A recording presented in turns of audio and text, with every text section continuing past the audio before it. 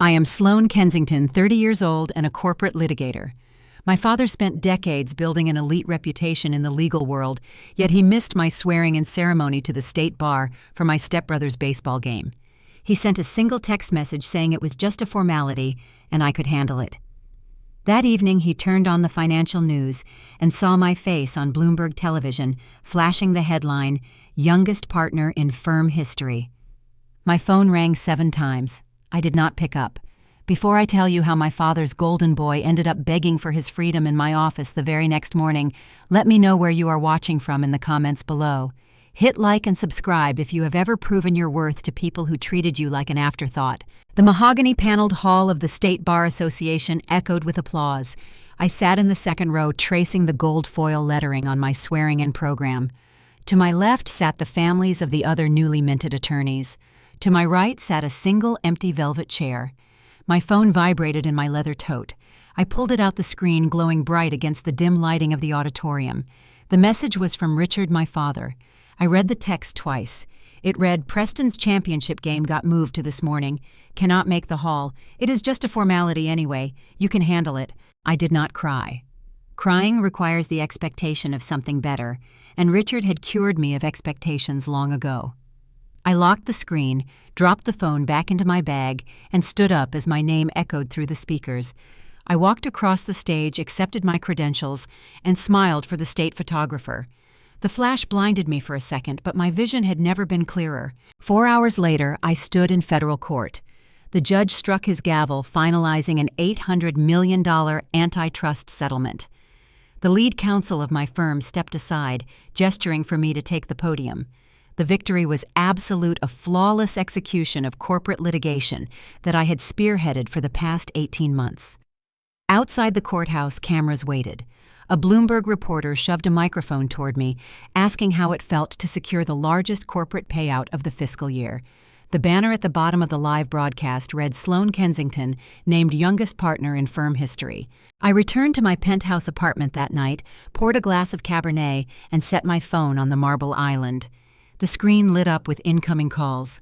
Richard Kensington. 1 missed call. 2, 5, 7. He had seen the news. He finally realized the daughter he ignored was now wielding a title that rivaled his own. I pressed my thumb against the screen, selected his contact, and hit block. I did not shed a single tear. Crying requires the expectation of something better, and Richard had cured me of expectations a long time ago. I locked my phone screen, dropped it into my leather tote, and stood up as my name echoed through the auditorium speakers. I walked across the stage, accepted my credentials, and smiled for the state photographer. The flash blinded me for a second, but my vision had never been clearer. 4 hours later, the polite applause of the Bar Association was replaced by the heavy and consequential silence of federal court. I stood at the plaintiff table, my posture rigid, projecting absolute control. The judge struck his gavel, the sharp wooden crack echoing across the room, and finalizing an $800 million antitrust settlement. The lead counsel of my firm, a man who had spent the last 2 years doubting my aggressive strategies, silently stepped aside. He gestured for me to take the podium. I walked up to the microphone, looking out at the defeated defense team. I had just dismantled a corporate monopoly and secured the largest payout of the fiscal year, outmaneuvering legal veterans who had initially dismissed me as too young and too inexperienced. The victory was absolute. Outside the courthouse doors, a swarm of cameras and reporters waited. A journalist from Bloomberg television shoved a microphone toward me, asking how it felt to secure the largest corporate payout of the fiscal year. I looked directly into the camera lens and delivered a sharp and calculated statement. At the bottom of the live broadcast, the news banner flashed in bright, bold letters. It read, "Sloane Kensington, named youngest partner in firm history." I returned to my penthouse apartment that night, taking off my heels and pouring a generous glass of Cabernet. I set my phone down on the cold marble island in my kitchen. Almost immediately, the screen lit up with incoming calls. The caller ID displayed Richard Kensington. I stood there and watched the screen flash in the dim light. 1 missed call. 2 missed calls, 5, 7. He had seen the evening financial news. He finally realized that the daughter he had treated like an afterthought was now wielding a corporate title that rivaled his own. I picked up the phone, pressed my thumb against the glowing screen, selected his contact name, and hit block. The real fallout began the very next morning. I arrived at my firm early, stepping into my newly assigned corner office. The floor-to-ceiling windows offered a sprawling, unobstructed view of the downtown financial district. The morning sun reflected off the glass towers, a stark reminder of the corporate ladder I had just climbed. I sat behind my massive mahogany desk, sipping a black coffee and reviewing deposition transcripts for an upcoming merger. My assistant had strict instructions to hold all visitors and calls. I wanted a few hours of quiet to enjoy the weight of my new title and the silence I had earned. That quiet was shattered at exactly 9 in the morning. The heavy glass door of my office swung open with such reckless force that it hit the rubber wall stopper with a sharp, loud thud. I did not flinch. I slowly looked up from my transcripts. Preston marched inside. My 26-year-old stepbrother carried himself with the unearned swagger of a boy who had never faced a single consequence in his entire life. He was wearing a designer cashmere hoodie and limited edition sneakers, all funded by a bank account he did not earn. He bypassed the guest chairs, completely walking straight up to my desk as if he owned the entire building. He carried a thick, chaotic stack of manila folders stuffed with loose papers and crumpled receipts. Without a single word of greeting, he threw the entire messy pile directly over my open legal transcripts. The heavy edge of his binder knocked my crystal paperweight to the floor. It hit the plush carpet with a dull thud. I did not look at the folders. I did not look at the fallen paperweight. I kept my eyes locked entirely on him, maintaining a cold and calculated silence. "The Securities and Exchange Commission is breathing down my neck," Preston announced. He reached over to the fruit bowl on my side table and grabbed a green apple. "They are auditing the startup. It is some ridiculous misunderstanding about investor funds." He took a loud crunching bite of the apple, chewing with his mouth open. "Dad told me to bring the files to you. He said you need to handle the defense and get these suits off my back. Pro bono, obviously, since we are family." I sat back in my chair and stared at the man standing in my office. He had spent years mocking my work ethic. He had happily accepted the golden child status while Richard treated me like a disappointing burden. Preston possessed the strategic foresight of a toddler. And now, facing a federal audit, he waltzed into my corner office expecting me to drop my multi-million-dollar cases to clean up his mess for free. He genuinely believed the blood we shared was a binding contract for my indentured servitude. He assumed I would sacrifice my time, my resources, and my newly minted partnership to shield him from his own profound stupidity. I folded my hands on the desk, feeling the cold metal of my new partner ring press against my skin. I prepared to deliver his first dose of reality. I looked down at the top document spilling out of his chaotic folder. It was a preliminary subpoena from a federal investigator. The charge code printed boldly at the top was not a minor regulatory misunderstanding. It was the federal code for wire fraud. I scanned the first page of the subpoena and then picked up a bank statement jutting from a poorly tabbed folder. The numbers printed across the page practically bled criminal negligence. I saw hundreds of thousands of dollars routed from an angel investor account directly to a luxury auto dealership in Miami. I saw another massive charge to a private jet charter company. He was treating venture capital like a personal piggy bank. He had not just blurred the lines of corporate compliance, he had completely erased them. I looked back up at Preston. He was taking another bite of the green apple, still chewing loudly, waiting for me to magically fix his life. He truly believed that a lawyer of my caliber would risk my career to hide his embezzlement. He wanted me to fight the federal government for free simply because Richard commanded it. He wanted a shield, but he had walked into the lair of a predator. I looked at the highlighted lines on the bank statement. $300,000 routed directly from a primary angel investor account to a luxury auto dealership in Miami. Another $50,000 charged to a private jet charter company for a weekend trip to Vegas. I looked up at Preston. He was taking another bite of his apple, waiting for me to magically fix his life. "You bought a McLaren with Series A venture capital," I stated, dropping the statement back onto the chaotic pile on my desk. Preston swallowed and waved a dismissive hand. "It is a company vehicle for executive branding. You have to look successful to attract more capital. The private jets are for high-level networking. You just have to draft some legal jargon to make the federal investigators back off. Dad said you know how to bury this kind of stuff."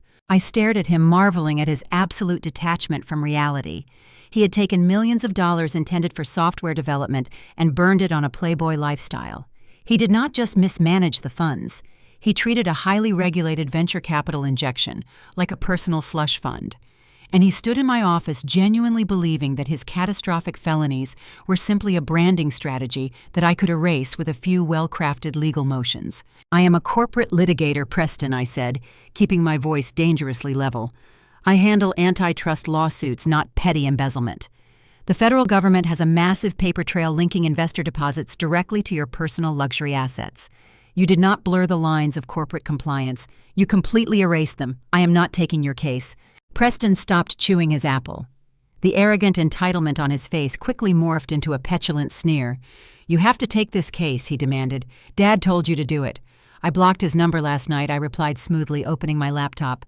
"Gather your trash and leave my office right now." He slammed his fist against my glass desk. The dark coffee in my mug shuddered from the impact. "You owe us." Preston spat his face, turning red. "You think just because you got on television you can disrespect this family. You are going to file the defense motions for me, or I will have Dad ruin your entire career." I did not argue with a toddler throwing a tantrum. I picked up my desk phone and pressed a single silver button. "Security," I said, keeping my tone completely flat. "We have a hostile trespasser in the corner office. Please escort him out of the building immediately." Preston kicked my leather guest chair, sending it crashing hard into the wall. "You are nothing," he shouted. Less than a minute later, 2 uniformed guards stepped into the room and firmly gripped his arms. They dragged him backward toward the hallway, ignoring his frantic struggles. He kicked and hurled insults, shouting that my father would destroy my life, right up until the guards shoved him into the elevator bank and the metal doors closed. I calmly stood up, adjusted my blazer, set my chair upright, and returned to my legal files. The quiet satisfaction of watching him get dragged away lasted exactly 45 minutes. My desk phone chimed, loudly breaking the silence of my office. The caller ID displayed the name Gregory Sterling. He was the managing partner of the firm and the man who had formally approved my promotion just 24 hours ago. An unexpected summons to the top floor is never a social call. I stood up and rode the private elevator up to the executive suite. My heels sank into the thick plush carpet as I walked down the long, silent hallway. Gregory Sterling stood by his expansive corner window, holding a crystal tumbler of sparkling water. He did not turn around immediately when I entered. He did not offer a congratulatory smile for my massive court victory earlier that day. He simply stared out at the city skyline before taking a slow sip from his glass. "I just received a very interesting phone call from Richard Kensington." Gregory began, finally turning to face me. His tone was entirely stripped of any collegial warmth. "Your father has a remarkable network, Sloan. He mentioned that 3 of our top-tier banking clients might suddenly find our retainer fees too steep if we fail to support his family in a minor regulatory dispute." I kept my posture rigid. I did not let a single fraction of shock or anger register on my face. "My father is attempting to extort this firm to secure free representation for my stepbrother," I stated, keeping my voice perfectly level. "Preston is currently facing an open and shut federal wire fraud investigation. He embezzled millions of dollars from his venture capital investors." Gregory walked over and set his glass down hard on his polished mahogany desk. "Your father is a prominent alumni of the exclusive country club, where half of our client base plays golf. He plays high-stakes poker with the federal judges you argue in front of. We do not need a public feud with old money. Preston and his startup might be a sinking ship. Defending him is a massive legal liability. But losing 30% of our corporate accounts overnight is a catastrophic financial liability." Gregory leaned forward, resting his knuckles heavily on the desk and fixing me with a cold, calculating stare. "You were made partner yesterday, Sloan. Do not make me regret my vote. You will represent your stepbrother. You will file the necessary injunctions. You will keep the federal investigators off his back, and you will do it quietly. Or you can pack up your personal belongings and vacate that brand new corner office by 5 o'clock this evening." He handed me a stark and brutal choice: become a legal shield for a careless thief or sacrifice the career I had spent a decade building with my own 2 hands. Richard knew exactly which strings to pull. He realized I would never bow to Preston, so he bypassed my personal boundaries completely. He weaponized his wealth and his elite connections, leveraging the entire corporate hierarchy against me. He wanted to break my spirit and force my employer to chain me to his sinking ship. I looked at the older man staring me down. Gregory Sterling cared only about the bottom line. He was perfectly willing to throw me to the wolves to protect his profit margins. I calculated my options in a fraction of a second. I let my shoulders drop just a fraction of an inch, painting a flawless picture of reluctant and defeated submission. "I will review the files," I said softly, keeping my eyes focused on the floor. I turned and walked out of the executive suite, my pulse thrumming with a cold and sharp clarity. Gregory and Richard thought I would easily fall in line to protect a massive paycheck. They vastly underestimated the exact nature of the litigator they had just forced into their corner. Returning to my office, I immediately locked the heavy glass door. I walked over to my desk and gathered the chaotic stacks of manila folders Preston had dumped earlier. I did not draft a single defense motion.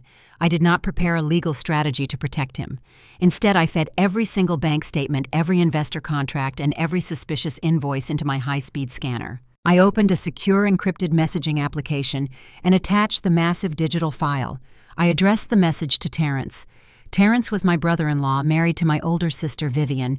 He was a brilliant and meticulous African-American man who had served in military intelligence before becoming a top-tier forensic accountant. He had a mind built for unraveling complex digital theft and a deep-seated disdain for the arrogant nepotism that my father championed. Terrence and I shared a silent and unbreakable alliance. I typed a brief note. "Preston is under a federal fraud investigation.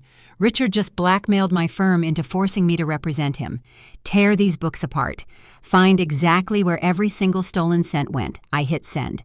Then I quickly drafted a generic and toothless extension request to the federal investigators, doing the bare minimum to satisfy Gregory and create the illusion of my total compliance. I needed my boss and my father to fully believe that I was a dutiful and terrified puppet while I silently built the gallows. The day dragged into night. I returned to my penthouse apartment and sat in the dark living room staring out at the glowing city skyline. I knew Terrence was meticulously tearing apart the financial architecture of the startup. At exactly midnight, my secure phone illuminated on the glass coffee table. It was Terrence. I answered on the first ring. "Did you find the car purchases?" I asked, skipping any polite greeting. "The luxury cars are just a distraction," Sloan Terrence said. His voice was entirely stripped of its usual calm warmth. He sounded tense and electric. I tracked the routing numbers on the primary investor deposits. Preston did not just siphon off a few $100,000 for a playboy lifestyle. He is a front. I stood up and walked toward the floor-to-ceiling window, a front for what I asked. "For a massive and systemic asset drain," Terrence explained. I could hear the rapid and rhythmic clicking of his keyboard echoing over the line. I traced the primary capital outflows. The bulk of the missing venture capital did not go to Miami auto dealerships or private jets. It bypassed the corporate operating accounts entirely. Millions of dollars are being quietly wired through a complex series of shell companies registered in Delaware. "Who owns the shell companies?" I asked, my pulse beginning to accelerate. "They all point back to a single blind trust," Terrence stated, pausing for a fraction of a second. I cracked the formation documents. "Preston is nowhere near smart enough to set up a financial architecture like this. Your stepbrother is just the convenient fall guy." The bright city lights blurred in front of me as the pieces rapidly fell into place. "Whose name is on the trust, Terrence?" I demanded. Richard Terrence breathed. The heavy weight of the discovery hung in the quiet air between us. "The money is going directly to your father. He is using his own son's failing startup as a personal slush fund." The revelation hung in the dark room. It was a cold and heavy truth that fundamentally altered the entire battlefield. Richard was not strong-arming my law firm merely to save his foolish stepson from a minor regulatory fine. He was desperately protecting himself. Preston was nothing but a disposable shield for a multi-million-dollar embezzlement scheme orchestrated by a man who had built a lucrative career lecturing others on legal ethics. He thought he had trapped me into defending him, but he had just handed me the exact weapon I needed to destroy him. The game had completely changed. I did not sleep that night. I sat at my dining table, illuminated only by the harsh glow of my laptop screen. Armed with the devastating financial forensic report Terrence had just provided, I drafted a formal and heavily documented motion to withdraw as legal counsel for Preston and his startup. I did not soften the legal language. I explicitly cited an irreconcilable conflict of interest based on newly discovered and severe financial irregularities. I made it legally impossible for Gregory Sterling or my firm to force me back onto the defense team without becoming complicit in a federal crime. At exactly 2 in the morning, I submitted the motion to the federal court docket. I carbon copied the managing partner and Richard Kensington. I hit send and officially declared war on my own father. I knew the retaliation would be brutal. I expected Richard to attack my professional reputation. I expected him to leverage his elite country club connections to get me fired. I did not expect him to target the most vulnerable member of our family. The fallout arrived before the sun even fully crested the city skyline. At 6 in the morning, my cell phone rang. The caller ID displayed the name Vivian. My older sister was the soft heart of our family. She was a woman who had spent her entire life trying to maintain peace by absorbing the emotional blows our father constantly delivered. She had married Terrence against Richard's explicit wishes, resulting in years of quiet and pervasive exclusion from family events. I answered the phone expecting to hear about a minor family drama. Instead, I heard the sound of sheer and unadulterated terror. Sloane Vivian gasped, her voice thick with panic and heavy tears. "The hospital just called me. They canceled Leo's surgery." My blood instantly ran cold. Leo was my 7-year-old nephew. He suffered from a rare and aggressive congenital heart defect. He was scheduled for a critical specialized valve replacement operation the following week. It was a life-saving procedure that required a massive upfront payment. Vivian and Terrence made a comfortable living, but they could not cover the exorbitant cost entirely out of pocket.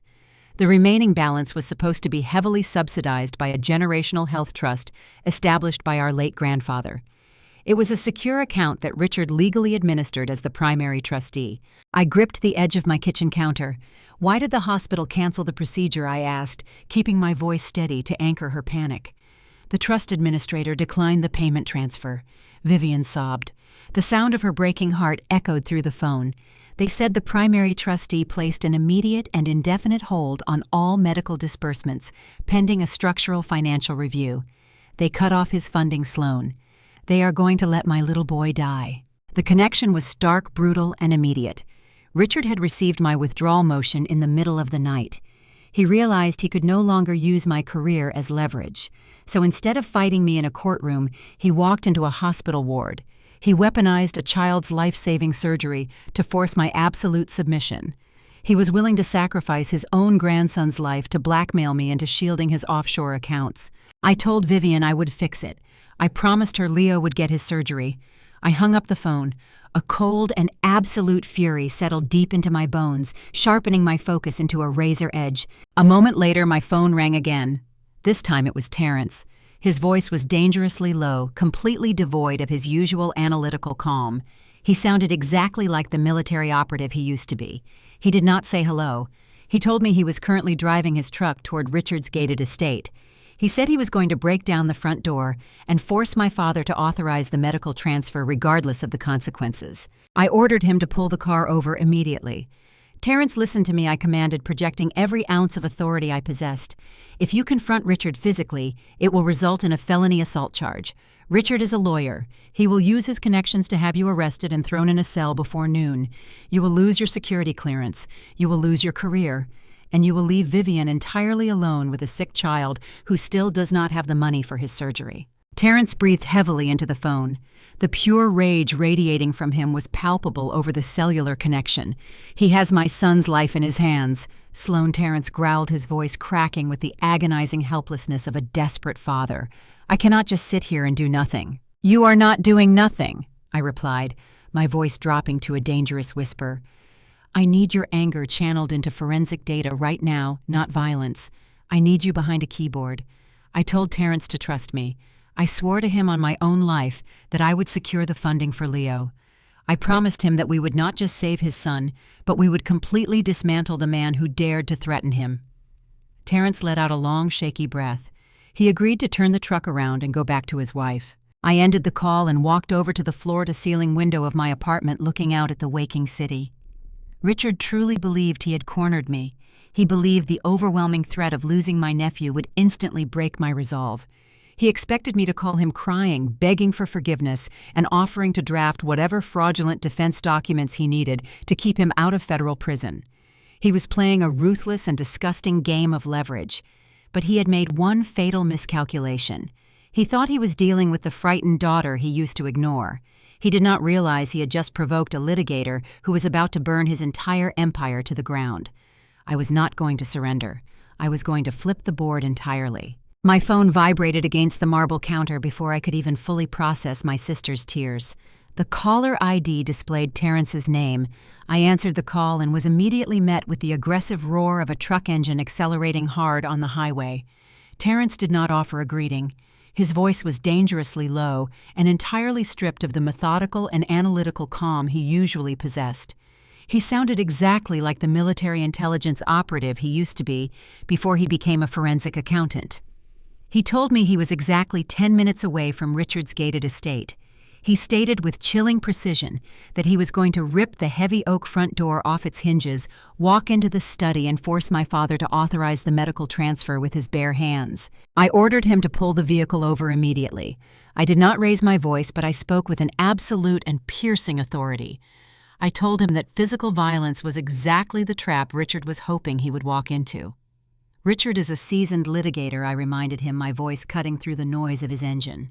If you step 1 foot onto his property, he will press felony assault and trespassing charges before you can even reach the hospital. He will use his elite connections with the local judges to have you thrown in a county cell without bail. You will lose your federal security clearance, you will lose your career, and most importantly, you will leave Vivian sitting completely alone in a hospital waiting room with a dying child. The heavy sound of the truck engine idled over the phone line as Terrence pulled over to the shoulder of the road. I could hear him breathing hard, his raw paternal rage, fighting a war against his sharp intellect. I cannot just sit quietly behind a desk while that arrogant man holds a gun to my son's head. Terrence growled, his voice cracking with the agonizing helplessness of a desperate father. "I need you behind a desk, Terrence," I replied, my tone dropping to a lethal whisper. A physical altercation ends with you in handcuffs and Richard playing the victim in the press. I do not need your fists today. I need your mind. I need you to take every single ounce of that rage and channel it directly into your forensic software. I need you to break through the encrypted firewalls of that Delaware blind trust and map every single illicit transaction Richard ever authorized. We are not going to break his jaw. We are going to break his entire financial empire. We are going to strip him of his wealth, his reputation, and his freedom. A long and tense silence stretched over the cellular connection. The logic was undeniable, and Terrence was a man of logic. Then I heard the distinct mechanical sound of the truck shifting gears. Terrence let out a heavy and controlled breath, locking his emotions away and engaging his tactical focus. He promised me he would dismantle the digital architecture of the startup so completely that Richard would have nowhere left to hide. He turned the truck around, heading back to his secure server room. The physical threat was successfully neutralized, but the cyber warfare had officially begun. I told Terrence to trust me. I did not offer empty platitudes or false hope. I gave him my absolute word. I promised him that Leo would get his surgery and that the funding would be secured before the week was over. But I made it perfectly clear that I would not secure that money by negotiating with a tyrant. I was not going to call Richard. I was not going to beg for his mercy or draft a single fraudulent document to protect his offshore accounts. Yielding to his blackmail would only validate his delusion of control and leave my family permanently at his mercy. I told Terrence that we were going to get the money by taking it directly from the people Richard feared the most. I was done playing the victim, and I was entirely done playing defense. I was not going to shield my father from the consequences of his actions. I was going to push him directly into the line of fire. It was time to launch a full-scale legal assault, and I already knew exactly who I needed to call to fund the war. I did not retract my withdrawal motion from the federal court docket. Instead, I opened my laptop and pulled up the initial Securities and Exchange Commission complaint against my stepbrother's startup. I needed to see exactly who Preston had stolen from. The list of defrauded venture capitalists was extensive, but one name stood out at the very top of the primary plaintiff registry: Julian Pierce. Julian was a notoriously ruthless private equity manager who oversaw a multi-billion-dollar fund. He was known throughout the financial district as a corporate predator. He was a man who completely dismantled companies and liquidated their assets the moment they failed to deliver on their promised returns. He was aggressive wealthy and currently bleeding millions of dollars because of the incompetence of my family. Most importantly, Julian possessed the massive capital and the sheer vindictive willpower required to wage a protracted legal war. He just needed a litigator who understood the internal architecture of the fraud he was trapped in. I decided to become that litigator. I used my newly minted authority as a partner to completely bypass the standard client intake protocols of my law firm. I did not consult Gregory Sterling or the executive board. I picked up my phone and contacted Julian Pierce directly. I bypassed his assistants and requested an emergency off-the-record meeting. I did not give him details over the cellular network. I simply told him I possessed the exact routing numbers for his missing capital. We met 2 hours later in a private dining room at a quiet and incredibly exclusive restaurant in the financial district. The room smelled faintly of expensive leather and old money. Julian arrived exactly on time, looking impatient and highly skeptical. He was a tall, imposing man with cold gray eyes and a demeanor that commanded immediate submission from everyone in his orbit. He sat down across the heavy mahogany table from me. He did not bother to order a drink or offer a polite greeting. He demanded to know why the lawyer who was supposed to be defending the fraudulent startup was suddenly calling him for a clandestine meeting. He assumed I was there to offer a weak settlement or plead for leniency on behalf of my foolish stepbrother. He was entirely mistaken. I did not waste his time with pleasantries or corporate diplomacy. I reached into my leather briefcase and pulled out a thick, redacted copy of the forensic audit that Terrence had compiled just hours earlier. I slid the heavy document across the polished table. It stopped directly in front of Julian. I told him to open the file and look at page 4. I informed Julian Pierce that his venture capital had not been squandered on failed software development or bad marketing campaigns. I told him that he was the victim of a highly sophisticated money laundering operation. Julian opened the folder.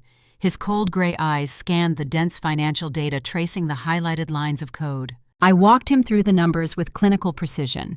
I showed him the exact routing codes bypassing the corporate operating accounts of the startup.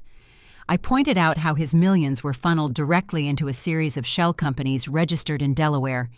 I watched his jaw tighten as he realized the true magnitude of the deception. He was a man who prided himself on absolute control, and he was staring at proof that a 26-year-old boy had stolen his money in broad daylight. Then I delivered the final and most devastating blow. I explained that the Delaware shell companies all pointed back to a single blind trust controlled by my father. I told Julian that the current defense strategy orchestrated by my firm was designed entirely to stall the federal investigators until his funds could be fully washed and hidden permanently in offshore accounts. Julian stared at the documents for a long time. The silence in the private dining room was heavy and charged with an impending financial violence. He realized he was not just losing an investment. He was being robbed by a veteran lawyer playing a shell game. He finally looked up at me, his eyes narrowing in deep suspicion. He leaned forward, resting his arms on the table. He asked me a very simple and dangerous question. "You were hired to defend this company yesterday. Why are you handing me the exact blueprint to destroy it today?" I looked him straight in the eye without blinking. "Because the man running that blind trust is currently using my 7-year-old nephew's life-saving medical fund as collateral to force my compliance," I stated. My voice was completely steady and entirely devoid of emotion. "I am no longer defending the startup, Julian. I am officially offering to represent your investor coalition in a civil racketeering lawsuit against the company and its hidden beneficiaries." I paused, letting the weight of the word racketeering settle over the table. It was the legal nuclear option designed to dismantle organized criminal enterprises. "I will pierce the corporate veil," I continued.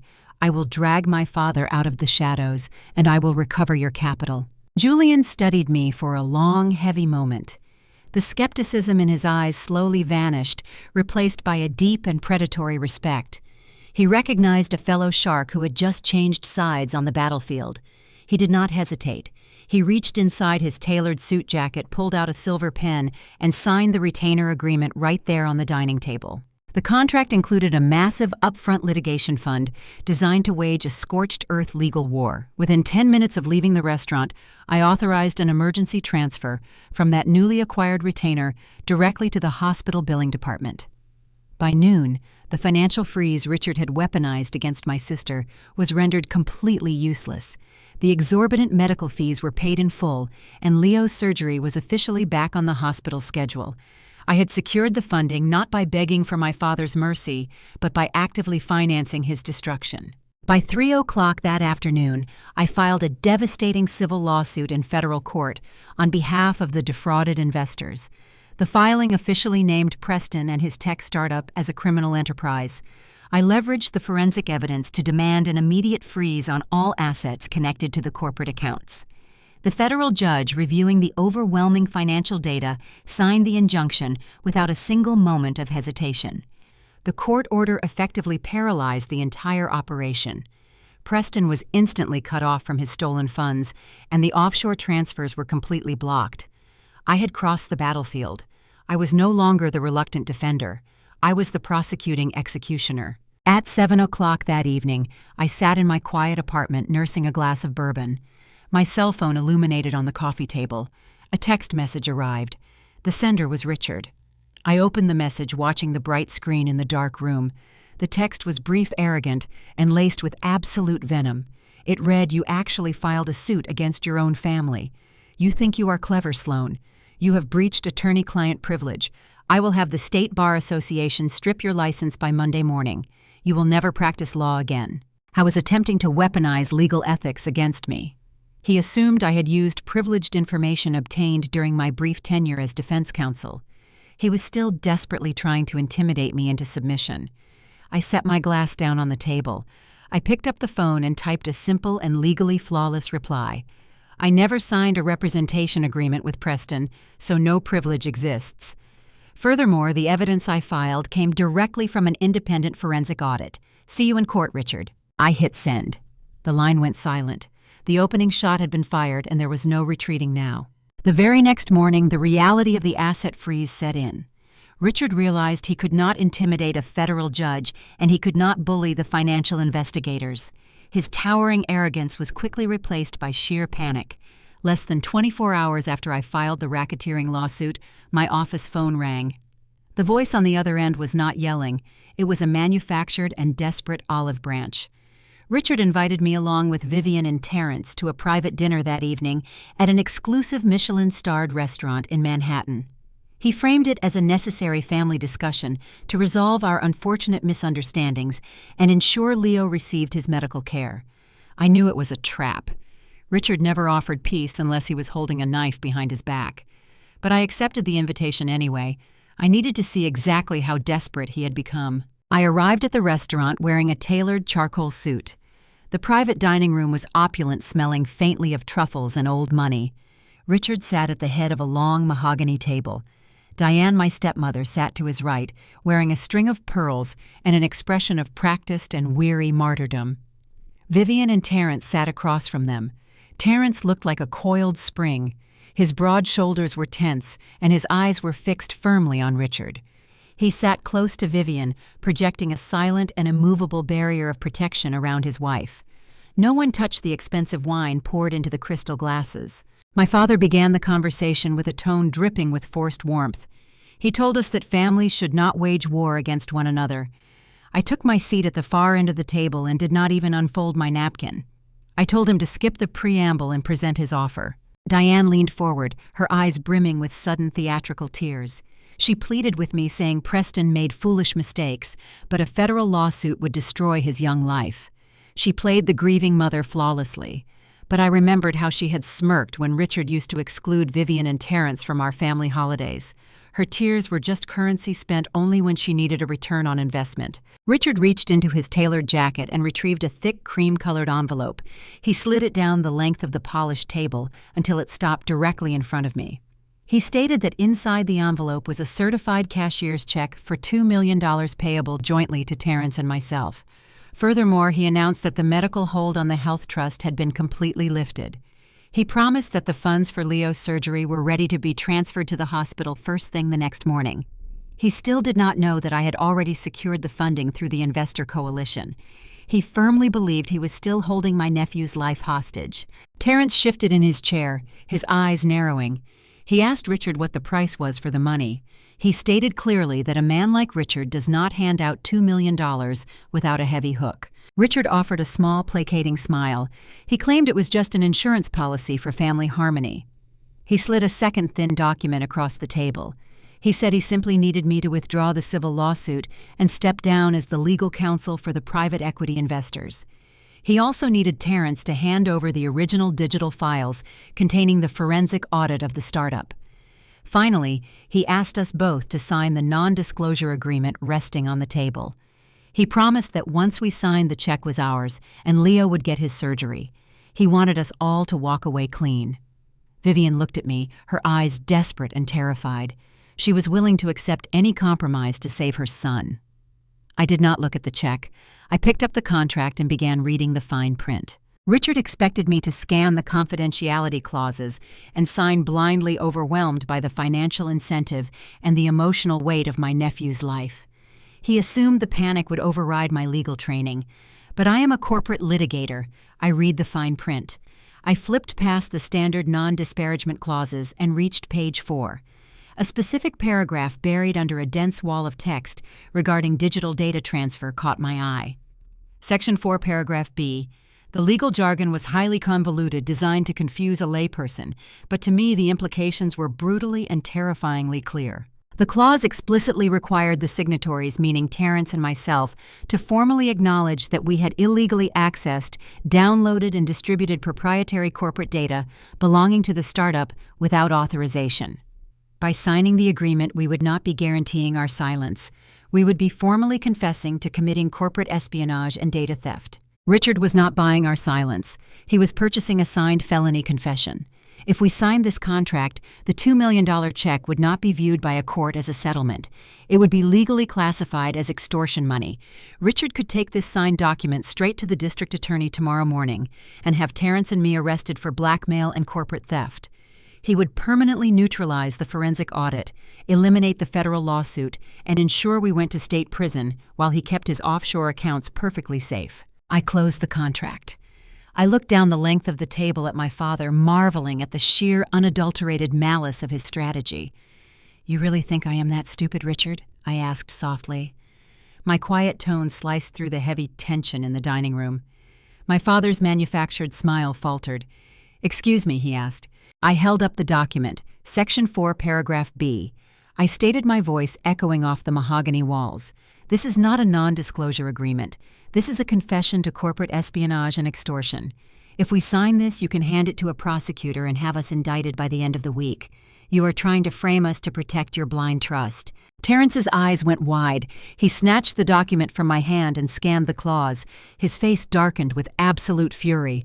"You tried to trick us into a felony confession using my sick son as bait," Terrence growled, rising halfway out of his chair.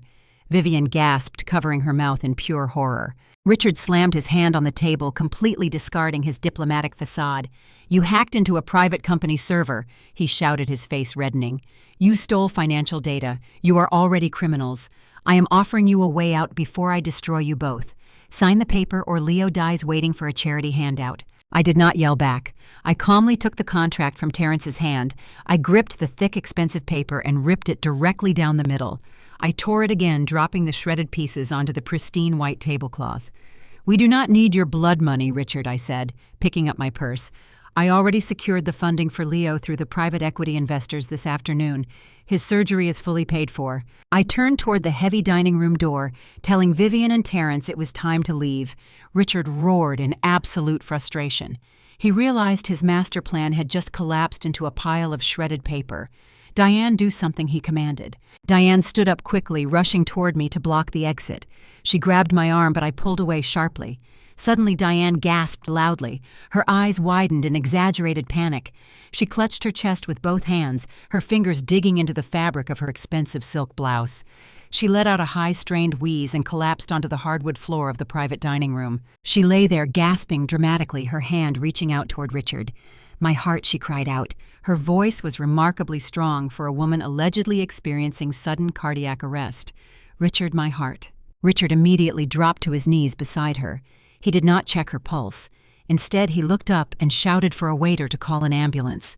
Then he turned his face toward the open doorway, ensuring that the wealthy patrons in the main dining area could see and hear exactly what was happening. "Look what you have done!" Richard bellowed, his face twisting into pure manufactured outrage. "You are killing your mother. You caused this with your vicious and selfish lawsuit." Diners at the nearby tables stopped eating. Waiters froze. Whispers erupted across the luxury restaurant. People began pulling out their phones. Richard pointed a trembling accusatory finger directly at my chest. "Someone help us!" he yelled to the crowd. "This million-dollar lawyer is squeezing her own family to death. Drop the case right now, Sloan, or her blood is on your hands." I stood perfectly still, watching the performance.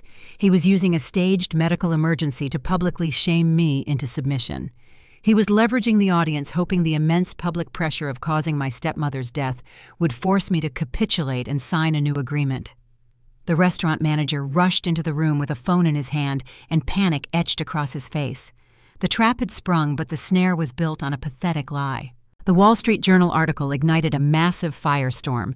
The blinding glare of federal scrutiny was now focused squarely on Richard Kensington and his offshore accounts. The public relations nightmare he had tried to drop on my head completely vanished, buried under the avalanche of a national financial scandal. By noon that same day, Gregory Sterling called me, begging me to return to the firm. The executive committee had officially reinstated me, realizing that my aggressive litigation against the startup was now a massive public relations asset for them. I walked back into my corner office with absolute authority. The civil lawsuit I filed on behalf of the defrauded private equity investors granted me broad discovery powers, and I weaponized those powers immediately. I issued a formal binding subpoena for a videotaped deposition. The target was the nominal chief executive officer of the startup, my stepbrother Preston. I arranged the deposition in the main executive conference room of my law firm. The space was specifically designed to be intimidating. It featured expansive mahogany tables, heavy leather chairs, and floor-to-ceiling windows overlooking the financial district. A court reporter sat ready at her stenography machine, her fingers resting lightly on the keys. A professional legal videographer adjusted the bright lighting on his camera, framing the single empty chair where Preston would sit. The silence in the room was heavy and oppressive. I sat across the table reviewing my files, waiting for the trap to spring. Preston arrived exactly 20 minutes late. He swaggered into the room wearing a tailored suit that cost more than my first car. He was chewing loudly on a piece of bright blue gum. He did not bring legal counsel. He operated under the catastrophic delusion that because we shared a father, I would ultimately protect him. He believed the federal subpoena was mere posturing, a family squabble dressed up in formal legal paperwork. He sat down heavily in the leather chair, crossed his legs, and smirked at me across the polished table. "Let us get this over with, Sloan," he drawled, his tone dripping with absolute condescension. "I have a lunch reservation at 1 and I do not want to be late." I did not return his smile. I instructed the videographer to begin recording. The red light on the camera blinked on. I asked Preston to state his full name for the record and swear to tell the truth. He rolled his eyes, raised his right hand lazily, and mumbled his affirmation. The oath meant absolutely nothing to a man who had spent his entire life avoiding consequences. I intended to change that reality within the next hour. I began the interrogation with agonizingly mundane questions. I established his official role as the chief executive officer. I confirmed his sole authority over the primary financial accounts of the company. I allowed him to build a false sense of security, encouraging his natural arrogance to flourish on camera. He leaned back in his chair, answering with flippant, dismissive remarks, fully convinced he controlled the narrative. Then I shifted gears. I increased the tempo of the questioning, firing inquiries in rapid succession, offering him zero time to formulate a cohesive lie. "Mr. Kensington," I stated, my voice turning sharp and clinical, "can you explain the purpose of the $300,000 transfer executed on April 12th from the primary operational account to a luxury automotive dealership in Miami?" Preston shifted slightly in his seat. The chewing slowed down just a fraction. "It was a company vehicle," he replied, repeating the rehearsed excuse he had used in my office weeks ago. "We needed it for executive branding." I slid a document across the table. It was a copy of the vehicle registration Terrence had pulled directly from the Florida Department of Motor Vehicles. I looked him dead in the eyes. "The vehicle is registered in your personal name, Preston," I said, ensuring my voice carried clearly to the microphone. "It is not registered to the corporate entity. Did you declare that $300,000 transfer as personal income on your federal tax returns?" Preston swallowed hard. A flicker of genuine panic crossed his eyes. He realized I was not playing a family game. I was trapping him in federal tax evasion on a recorded legal record. My accountant handles that. He stammered, his smirk entirely vanishing. I am not sure. I did not let him breathe. I moved instantly to the next target, piling on the pressure. Let us examine the corporate expense account ending in 4701. I continued presenting a thick stack of highlighted bank statements. There are consistent monthly payments exceeding $15,000 directed to a platinum credit card account.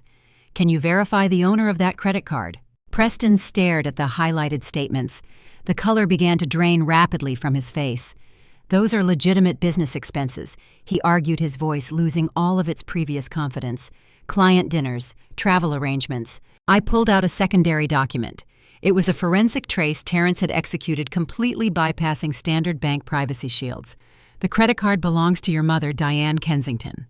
I stated, the volume of my voice dropping to a dangerous whisper.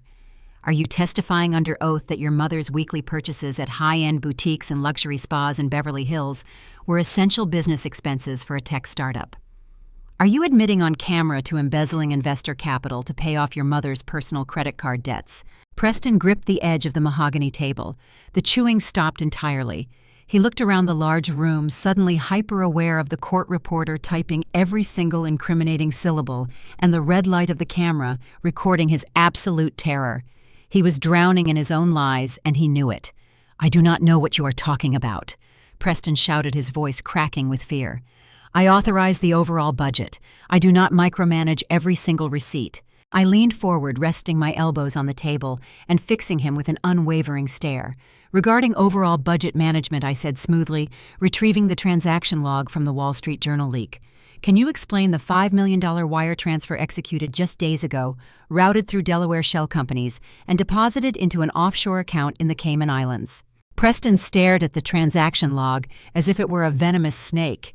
He shook his head violently. I did not authorize that, he whispered, his bravado completely shattered. I do not know anything about Cayman accounts.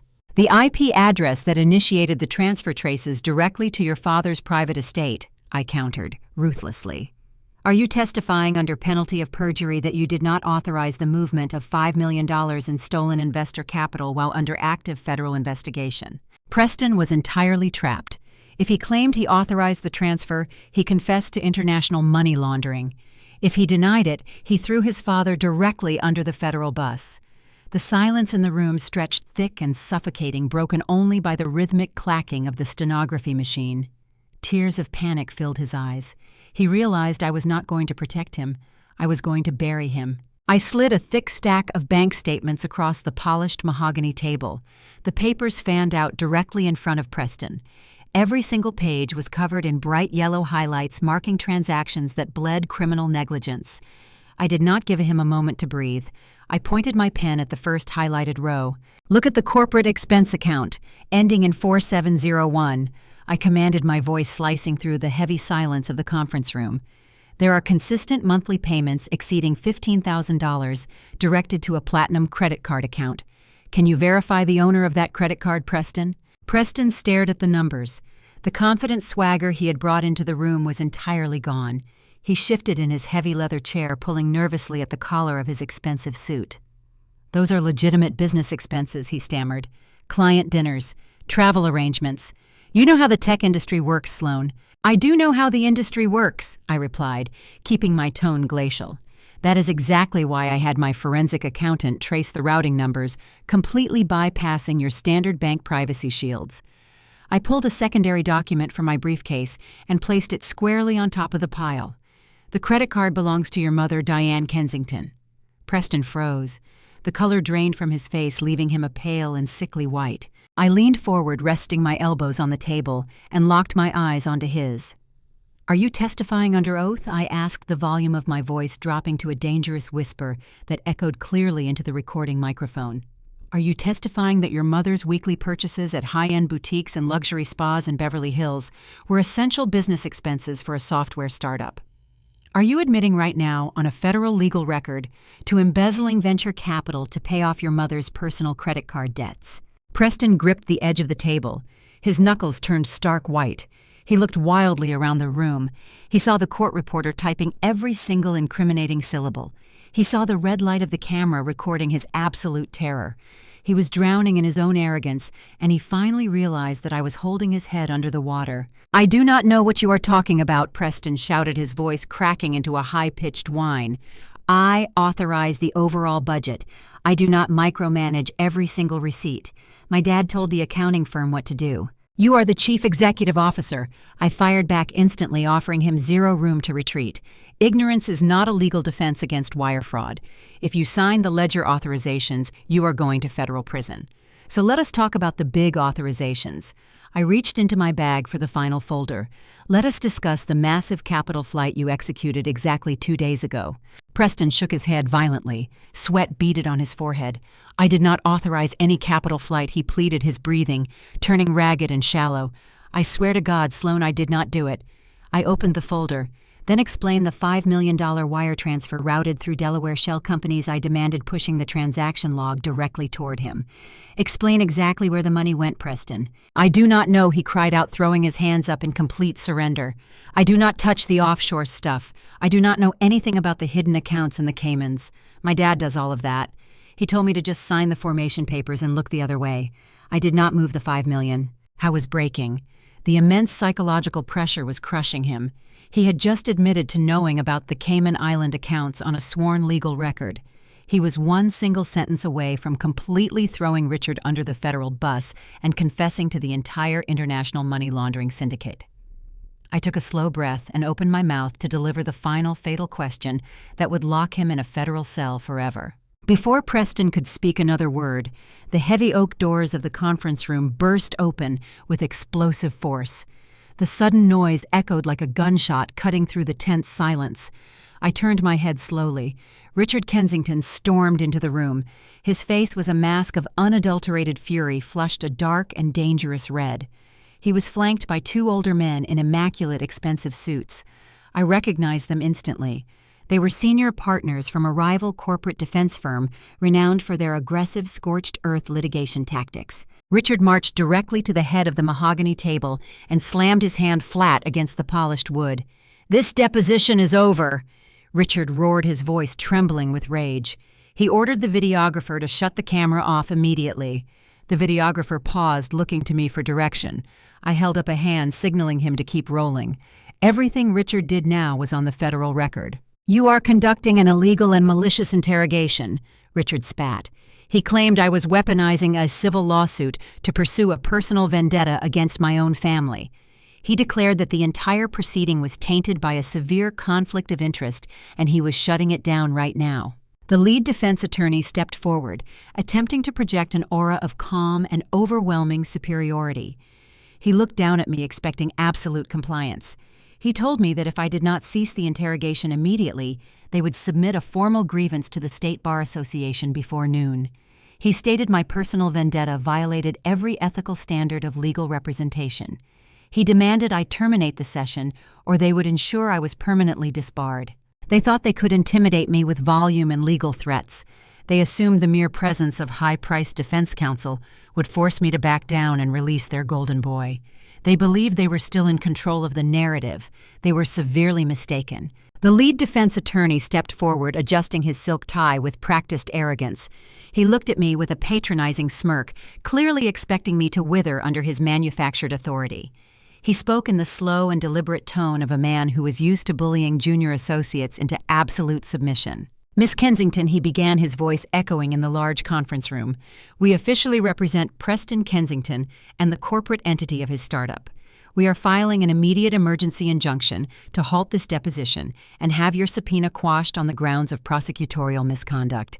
You are harassing our client based on a highly documented personal animus." He placed a thick folder on my glass desk, tapping the cover with his index finger. "You have a massive and undeniable conflict of interest," he continued. "You cannot represent a coalition of private equity investors while simultaneously using the federal discovery process to settle a bitter family dispute. Your actions are reckless and highly unethical. We demand that you terminate this session immediately and formally recuse yourself from this entire litigation. If you refuse, we will submit a formal grievance to the State Bar Association before noon. We will ensure that your license to practice law is permanently revoked." The second defense attorney, a younger man with sharp, calculating eyes, crossed his arms and nodded in agreement. "You have severely overstepped, Miss Kensington," he added smoothly. "You are letting your petty emotions dictate your legal strategy. Step down right now, or we will completely destroy your professional reputation." Richard stood directly behind his expensive hired guns. The panic that had consumed his face just moments ago was entirely gone. His chest puffed out and a triumphant sneer spread across his features. He truly believed he had won. He believed that the mere presence of top-tier defense counsel would force me to back down and release his golden boy. He assumed that the immediate threat of disbarment would terrify me into dropping the lawsuit, giving him the crucial time he needed to unfreeze his accounts and hide the remaining stolen capital safely offshore. They thought they were playing a brilliant game of legal chess. They thought they could use standard procedural maneuvers to remove me from the board entirely. I did not flinch. I did not raise my voice in a frantic defense. I remained seated in my heavy leather chair, perfectly still, allowing the thick silence to stretch across the room. I let their arrogance peak. I let them savor their imaginary victory for a few long and agonizing seconds before I prepared to completely shatter it. I smiled. It was a cold and precise expression, completely void of any warmth or fear. I reached down into my leather briefcase resting beside my chair and withdrew a thick, bound document. The pages were crisp and legally finalized. I placed it deliberately in the center of the mahogany table, right between Richard and his expensive lawyers. "I think there is a fundamental misunderstanding regarding my exact role in this room," I said quietly, locking my eyes directly onto Richard. "You and your counsel assume I am merely acting as a hired litigator for the defrauded private equity investors. You assume you can petition a judge to have me removed for a conflict of interest, delaying the litigation, while you hide the remaining assets offshore." Richard sneered, leaning heavily on the table. "That is exactly what we are going to do, Sloan," he spat. "You have completely overplayed your hand. You are finished." I tapped the cover of the bound document with my index finger. "I highly recommend your counsel read the assignment of debt attached to that file before you make any more threats," I suggested. The lead defense attorney picked up the document. He flipped to the summary page, scanning the dense legal text. I watched his face closely. The confident swagger he had carried into the room evaporated in a matter of seconds. It was replaced by a sudden and rigid stillness. The color drained from his cheeks. He swallowed hard, avoiding Richard's gaze completely. "What is it?" Richard demanded, his voice sharp with mounting anxiety. "What does the paper say?" I did not let the lawyer answer. I leaned forward, clasping my hands together, resting them on the table. "Allow me to clarify the situation," I stated, addressing the room with lethal clarity. 3 days ago, I utilized a private holding company to purchase the entirety of the outstanding corporate debt your startup owed to its largest software and server vendor. I bought the massive unsecured credit line at a significant discount because the vendor correctly assumed your company was on the verge of total collapse. I looked directly at Preston, who was still slumped in the witness chair, staring at me with wide, terrified eyes. Then I shifted my gaze back to Richard. "I am no longer merely the attorney representing the plaintiffs in a civil lawsuit," I announced, my voice ringing with undeniable authority. "Through the legal acquisition of your corporate liabilities, I am now the primary creditor of your entire operation." "What does that mean?" Preston whispered, his voice trembling in the quiet room. "It means," the lead defense attorney answered, his tone reflecting a grim and sudden realization that according to federal bankruptcy statutes, she completely controls the debt hierarchy. I nodded, maintaining steady eye contact with Richard. "Exactly," I said. "I control the debt. Therefore, as the supermajority creditor, I possess absolute veto power over any proposed restructuring plan. I have total veto power over any settlement offer you try to make, and I hold absolute veto power over any desperate attempt you might launch to shield your remaining assets through federal bankruptcy protection." Richard staggered backward slightly, his chest heaving as he struggled to process the total collapse of his defensive strategy. "You cannot buy me out," I continued, driving the final nail into his coffin. "You cannot settle with the private equity investors without my explicit legal authorization. And you certainly cannot ask a federal judge to remove me from this deposition because of a conflict of interest. I am no longer just the lawyer representing the plaintiffs. I am the plaintiff. I own your corporate debt. I own your remaining assets. I own you." The arrogant and untouchable patriarch finally realized he had walked directly into a steel trap. He had spent his entire life bullying subordinates and manipulating legal loopholes. But he had never faced an opponent who outmaneuvered him on the fundamental and brutal battlefield of capital. He was entirely checkmated, and the crushing realization hit him like a physical blow. The defense attorneys did not argue.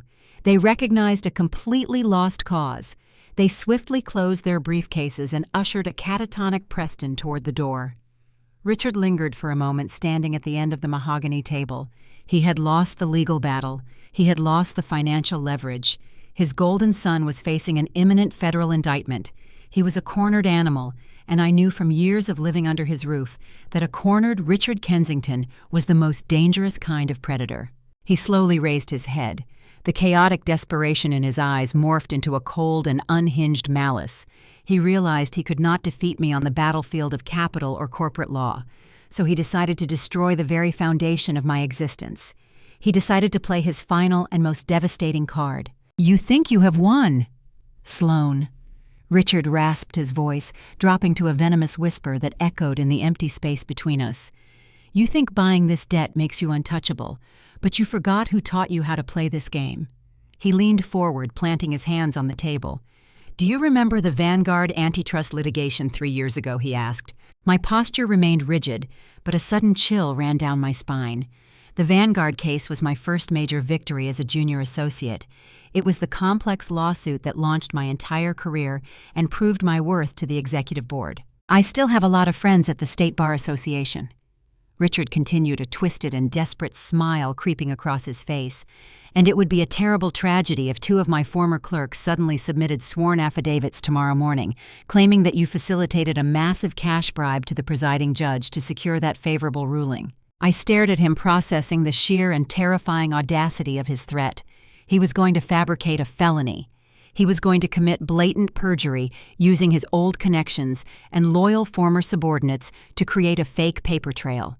He knew that a bribery accusation backed by sworn witness statements would trigger an immediate and mandatory suspension of my law license pending a formal ethics tribunal. If I was suspended, I could not act as the primary creditor. I could not prosecute the civil racketeering lawsuit. I would be completely paralyzed. "I will have you disbarred and facing federal prison before the week is over," Richard whispered, turning toward the door. "Enjoy your corner office while it lasts." He walked out of the conference room, leaving the heavy threat hanging in the air. He thought framing me for a felony would force my ultimate submission. He thought the terror of losing my license would compel me to drop the corporate debt and save his family. He did not realize that by dragging our war into a disciplinary tribunal, he had just given me the perfect stage to execute him publicly. The disciplinary hearing took place in a sterile and windowless boardroom at the State Bar Association headquarters. The atmosphere was stifling and deliberately oppressive. It was a room designed to strip away confidence and impose absolute authority over the accused. 3 senior adjudicators sat at the head of a long, polished mahogany table. Their expressions were neutral, severe, and completely unreadable. They conveyed the grave seriousness of a tribunal that possessed the ultimate power to end a legal career permanently. I sat entirely alone at the respondent table. My hands rested lightly on the cool wood. I wore a tailored charcoal suit projecting calm professionalism and masking the adrenaline humming through my veins. I did not bring a defense attorney to represent me. I did not intend to mount a standard legal defense. I intended to prosecute my accusers. Richard sat across the room at the complainant table. Diane sat closely beside him, clutching a white tissue in her hands. She was wearing a muted and conservative dress that screamed manufactured humility. They looked exactly like a tragic and disappointed couple forced to turn in their corrupt and wayward daughter for the greater good of the legal profession. They had spent decades perfecting the art of public manipulation, and this was their masterpiece. The lead adjudicator, a woman with sharp eyes and a strict demeanor, called the hearing to order. She outlined the severe charges filed against me: professional misconduct, the bribery of a judicial officer, severe violations of ethical standards during the Vanguard antitrust litigation 3 years prior. She noted for the record that a guilty finding would result in my immediate and permanent disbarment. Then she turned the floor over to Richard. My father stood up slowly, deliberately, buttoning his expensive suit jacket. He assumed the flawless posture of a seasoned and ethical litigator. He played the role of the honorable man who had mentored young associates and upheld the absolute sanctity of the law for 3 decades. "Members of the tribunal," Richard began, his voice trembling with perfectly calibrated sorrow, "it is with profound and agonizing regret that I sit before you today. Sloan is my daughter. I mentored her. I guided her early career. But my sacred duty to the integrity of this profession must supersede my familial loyalty." He detailed the fabricated narrative with chilling precision. He claimed that 3 years ago, he discovered I had facilitated a massive illicit cash payment to Judge Harrison to ensure a favorable ruling in the Vanguard case. He described fictitious meetings and invented clandestine conversations. He laid out a detailed timeline that perfectly aligned with the court schedule, making his lie seem terrifyingly plausible. Then he presented the lethal evidence. He submitted sworn and notarized affidavits from 2 of his former clerks, corroborating every single word of his perjury. He painted a picture of a young lawyer who was so desperate for a partnership that she corrupted the entire judicial process. Diane took the stand next. She did not speak to the complex legal mechanics. She provided the emotional manipulation necessary to completely sway the adjudicators. She wept quietly, dabbing her dry eyes with the tissue. Her voice cracked at all the right moments. She recounted a completely fabricated story about how I had allegedly come to her house late one night. She claimed I had confessed the bribery to her during a moment of profound and overwhelming guilt. She told the panel that she had begged me to turn myself in, but I had refused, blinded by my own greed. She painted me as an ambitious and ruthless monster who had completely lost her moral compass in the pursuit of wealth and status. They performed their roles flawlessly. They truly believed that the sheer weight of their social standing combined with the sworn affidavits would be enough to convict me in a closed-door hearing where physical evidence was scarce. They expected me to panic. They expected me to loudly deny the allegations, resulting in a chaotic and emotional scenario. They knew the tribunal would inevitably resolve a he-said-she-said dispute by prioritizing the word of a respected veteran lawyer over a young litigator currently embroiled in a messy family lawsuit. They thought they had built an inescapable trap. They sat back in their chairs, dabbing away fake tears, waiting for the adjudicators to drop the hammer and permanently destroy my life. They expected me to beg for mercy. They did not realize that I had spent the last 48 hours gathering the exact tools needed to bury them both. When Diane finished her theatrical performance, the lead adjudicator turned to me. She stated that the allegations presented were extremely serious and the affidavits carried significant weight. She asked how I responded. I stood up slowly, smoothing the front of my jacket. I did not look at Richard or Diane. I looked directly at the 3 adjudicators. "I do not intend to offer a verbal defense against these fabricated charges," I said calmly. My voice was steady and clear in the quiet room. I recognize that debating my father's perjury will only waste the time of this tribunal. Instead, I would like to call a single witness to the stand. A witness who can clarify exactly how and why these affidavits were manufactured today. Richard frowned, a flicker of uncertainty crossing his features. He had not anticipated me calling a witness. "I request the tribunal hear testimony from William Davis," I announced. The heavy wooden door at the back of the boardroom opened. Terrence stepped into the room, his presence large and imposing. Walking slightly behind him, looking terrified but determined, was William Davis. William was not a clerk. He was the former chief financial officer of Preston's failing startup. He was the man who had overseen the initial legitimate financial architecture before Richard forced him out to install his own offshore laundering mechanisms. Terrence had tracked him down, hiding in a quiet suburb, desperate to avoid the inevitable federal fallout. Richard's face drained of all color. He gripped the edge of the table, his knuckles turning white. He recognized William instantly. He knew exactly what the former executive possessed. William approached the witness chair. Terrence stood near the door, projecting a silent and immovable barrier of protection. "Mr. Davis," I began, addressing the nervous man, "why did you leave your position at the company?" "I was forced to resign," William replied, his voice trembling slightly. Richard Kensington demanded I authorize a series of unvetted wire transfers to offshore shell companies. When I refused, citing blatant legal violations, he threatened to completely destroy my career. Richard slammed his fist on the table, abandoning his dignified persona. "This is an outrage," he shouted, his face reddening. "This man is a disgruntled former employee. His testimony has absolutely nothing to do with the bribery allegations." The lead adjudicator slammed her gavel sharply, commanding Richard to remain silent. I turned back to my witness. "Mr. Davis, during your final week at the startup, did you happen to secretly record a conversation between yourself and Richard Kensington?" "Yes," William confirmed, nodding. "I knew he was going to try to pin the fraud on me. I recorded our final meeting for my own protection." I walked over to my briefcase and retrieved a small digital audio recorder. I placed it gently on the table in front of the adjudicators and pressed play. The audio was crisp and undeniable. Richard's voice filled the silent boardroom, arrogant, demanding, and utterly damning. "I do not care about your ethical concerns," William, the recorded voice of Richard, spat. "You will authorize the Cayman transfers or I will ruin you. You think I cannot do it? Look at my own daughter. She is causing problems. I already have 2 clerks drafting sworn affidavits claiming she bribed a judge during the Vanguard case. I will submit them to the Bar Association and have her disbarred before she even knows what hit her. Do not test me. I create the truth in this city." I clicked the recorder off. The silence that followed was absolute, suffocating, and profound. The heavy silence in the boardroom stretched for a long, agonizing moment. The 3 adjudicators stared at the small digital recorder sitting on the mahogany table. The lead adjudicator slowly raised her eyes and locked her gaze directly onto Richard Kensington. All the manufactured sympathy and practiced grief he had displayed just moments ago had completely vanished. He looked like a man who had just stepped on a landmine. His face was entirely drained of blood. Diane sat frozen beside him, her hands trembling violently as she dropped her white tissue onto the floor. The lead adjudicator did not ask for further clarification. The evidence was absolute and irrefutable. She picked up her wooden gavel, but she did not strike it. She pointed it directly at my father. She stated that the tribunal was permanently dismissing all charges against me with extreme prejudice.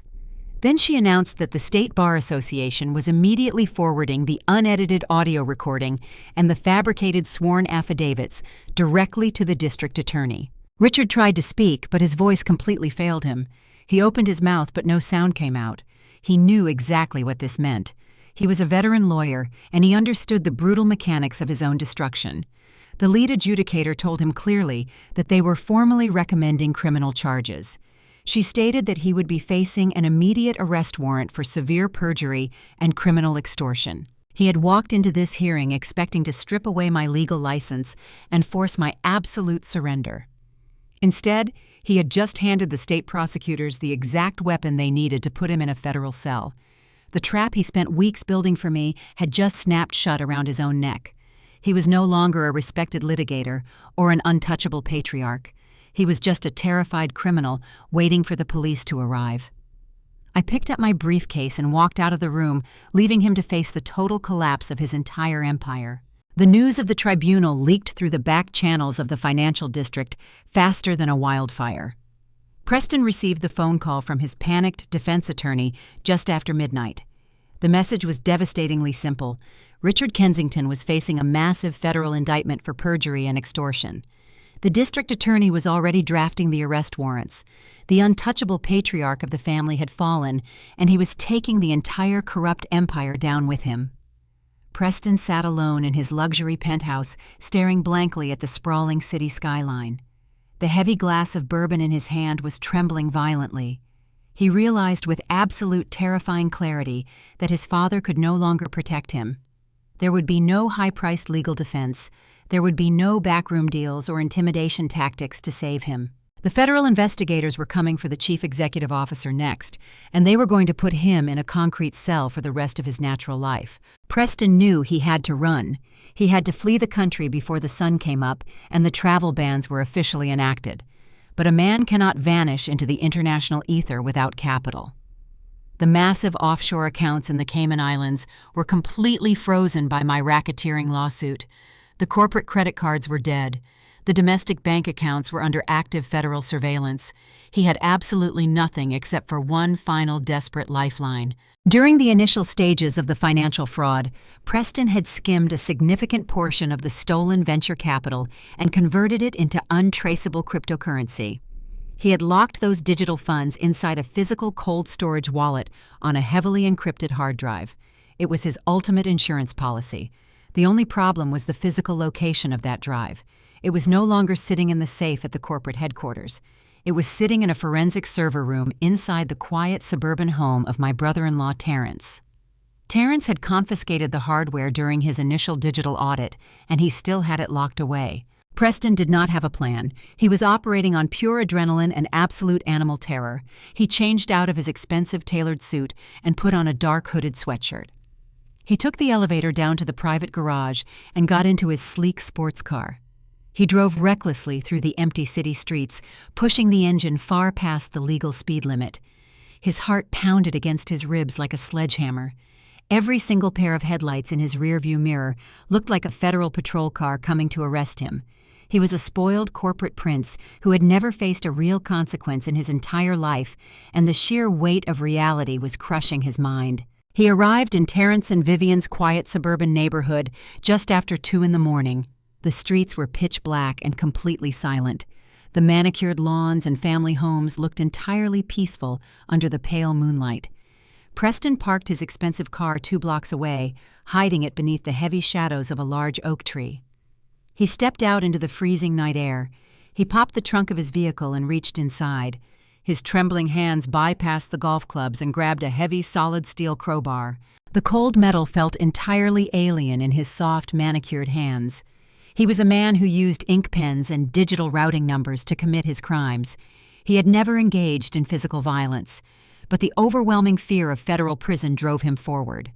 He pulled the dark hood over his head and began walking down the silent street toward the house. He slipped through the side gate of the property, his expensive sneakers making soft, crunching sounds against the gravel path.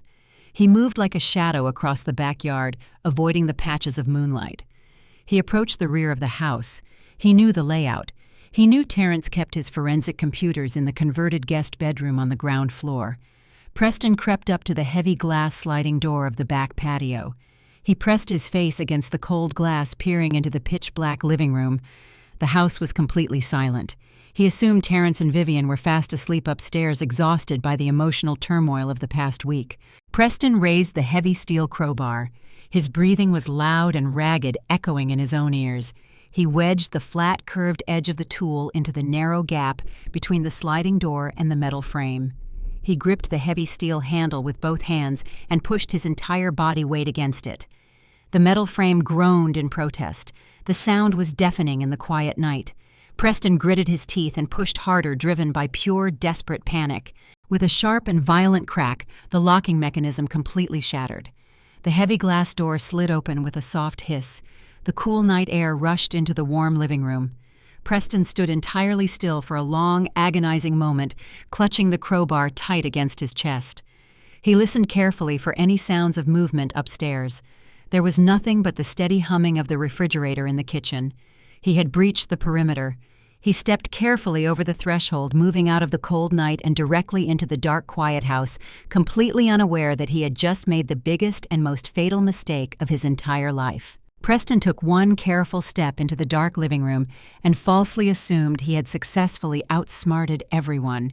He gripped the heavy steel crowbar tightly in his soft, trembling hands, fully believing he had transformed into a dangerous man capable of taking whatever he needed. He crept slowly toward the hallway leading to the kitchen, completely unaware that he was walking directly into a fatal trap. He forgot that the man living in this house was not a corporate lawyer or a soft executive. Terrence was a former military intelligence operative. Terrence was a man who used to hunt armed insurgents in complete darkness. Terrence was not asleep upstairs. The exact second the locking mechanism on the patio door snapped, Terrence had silently moved out of his bedroom and positioned himself in the deep shadows of the kitchen. He did not yell a warning. He did not flip on the overhead lights. He simply waited with absolute and terrifying patience for the intruder to cross his line of sight. Preston rounded the corner into the kitchen, breathing heavily and sweating through his dark, hooded sweatshirt. He never even saw Terrence move. It took exactly 3 seconds for the seasoned military veteran to completely neutralize the threat. There was no chaotic brawl. There was no bloody violence. There was only pure tactical efficiency. Terrence stepped fluidly out of the darkness and grabbed the heavy steel crowbar with one massive hand, twisting it sharply out of Preston's weak grip. The heavy tool clattered harmlessly away. In the exact same fluid motion, Terrence seized the thick fabric of Preston's jacket, spun him violently around, and swept his legs completely out from under him. Preston slammed into the cold tile floor of the kitchen with a heavy thud. All the air rushed out of his lungs in a single desperate and agonizing gasp.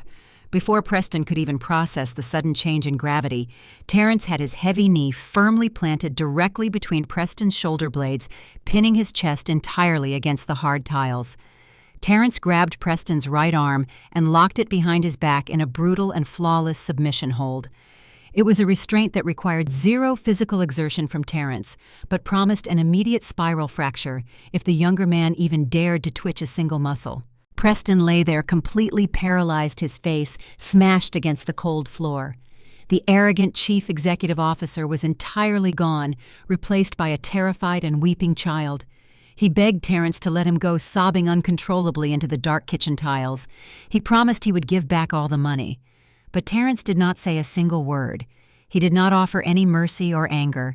He just held the broken corporate prince down in absolute heavy silence. Less than 2 minutes later, the quiet suburban street was suddenly overwhelmed by the chaotic arrival of law enforcement. Harsh flashing red and blue lights pierced through the front windows, throwing wild shadows across the walls. The deafening wail of police sirens shattered the peaceful night. Terrence had triggered a silent perimeter alarm the absolute moment Preston set foot on the property. Heavily armed police officers burst through the front door, illuminating the kitchen with blinding tactical flashlights. They found the wealthy fugitive trapped helplessly on the floor, crying like a baby under the knee of a quiet and immovable man.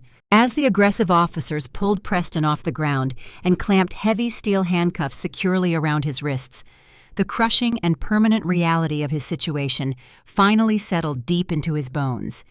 He was no longer just a white-collar criminal facing standard federal fraud charges. He had just committed a violent felony by breaking and entering into an occupied residence in the middle of the night, armed with a deadly weapon. When the relentless state prosecutors stacked the severe armed burglary charges directly on top of the massive federal money laundering indictment, the legal math became incredibly simple. There would be no plea deals offered, and there would be no leniency granted by any judge.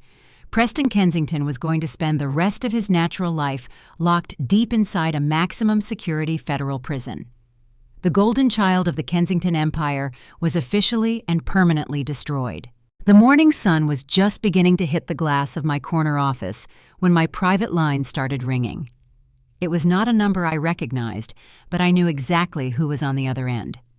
The news of Preston's midnight arrest had already saturated the morning legal briefings across the city. I let the phone ring 4 times before I finally picked up the heavy receiver. I did not offer a polite greeting.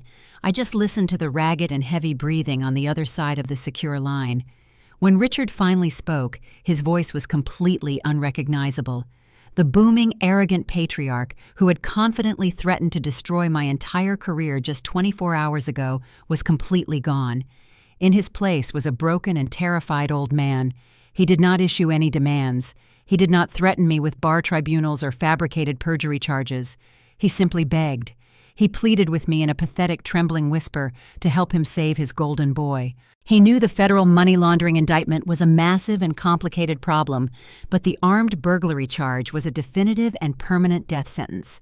He knew that if Terrence pressed the felony breaking and entering charges, Preston would receive a mandatory consecutive sentence under state law.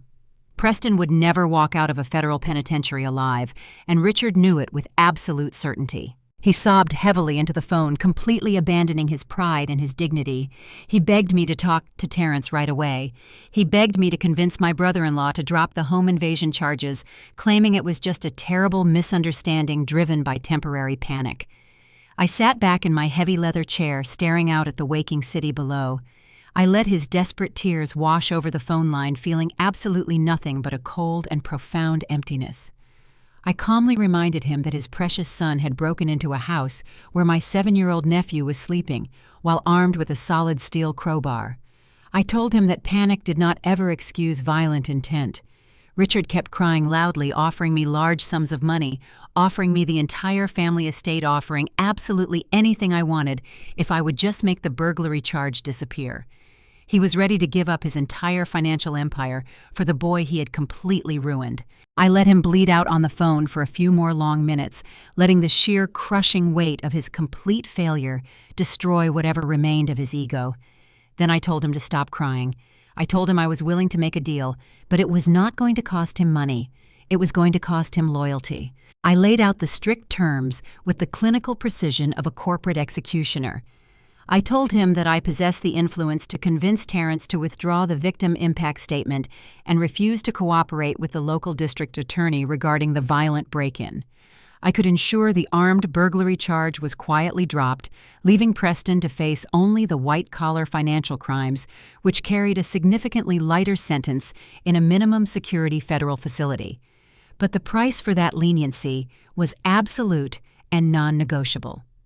I demanded that Richard come directly to my law firm at exactly noon today.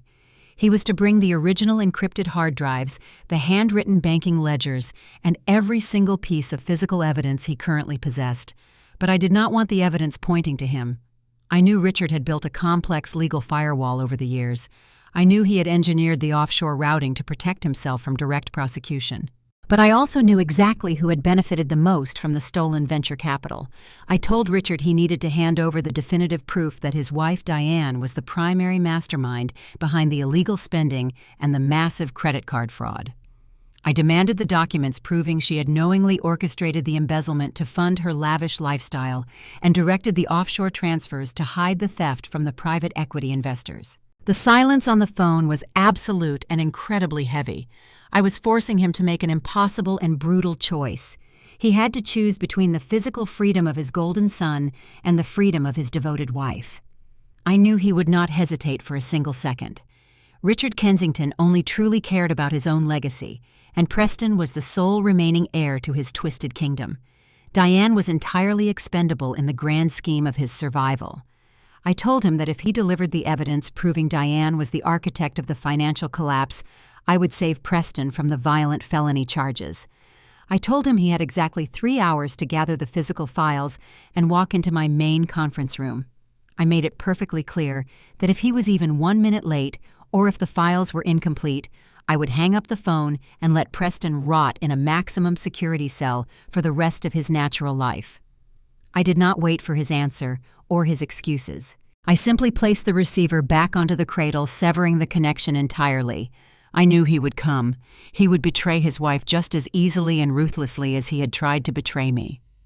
I stood up from my desk, smoothed my suit jacket, and began preparing the large conference room for his arrival, completely ready to spring the final trap.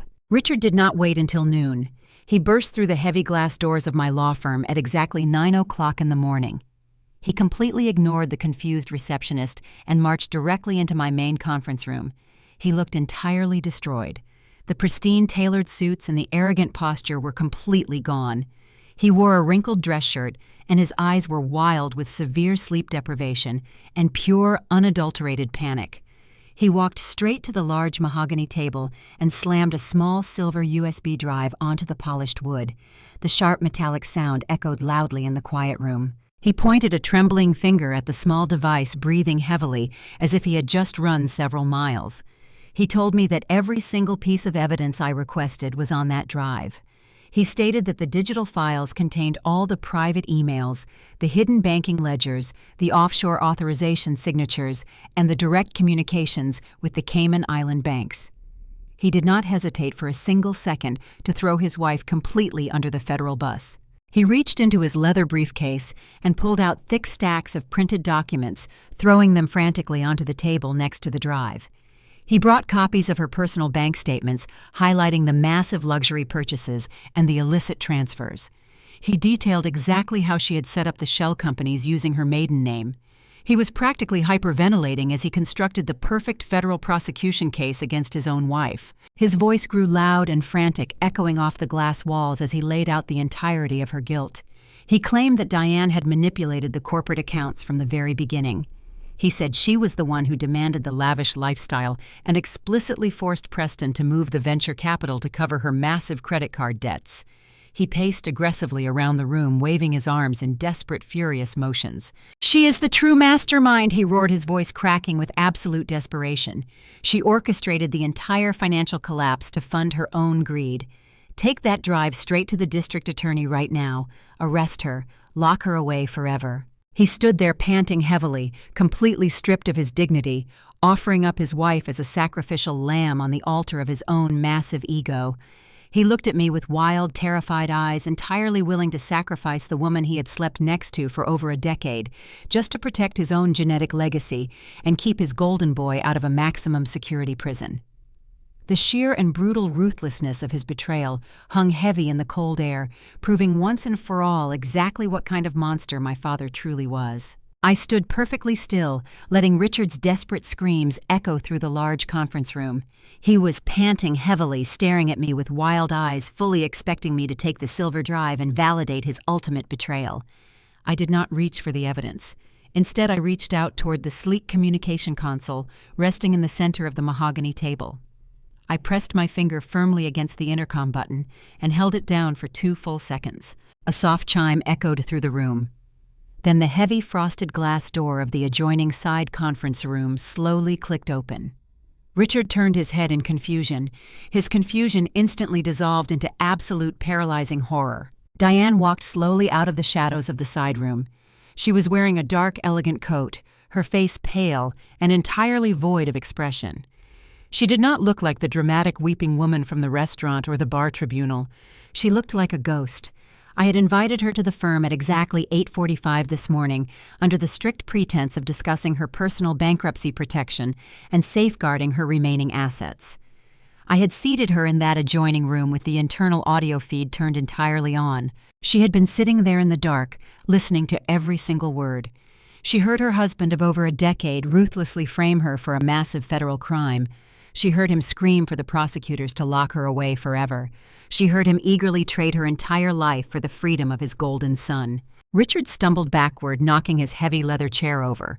He opened his mouth to speak, but he was choking on his own panic. "Diane," he stammered, holding his hands up in a desperate and pathetic gesture of surrender. I had to say it. I had to make her believe it to save Preston. Diane did not yell. She did not cry. She walked right past him, completely ignoring his existence. She stopped at the edge of the mahogany table and looked directly at me.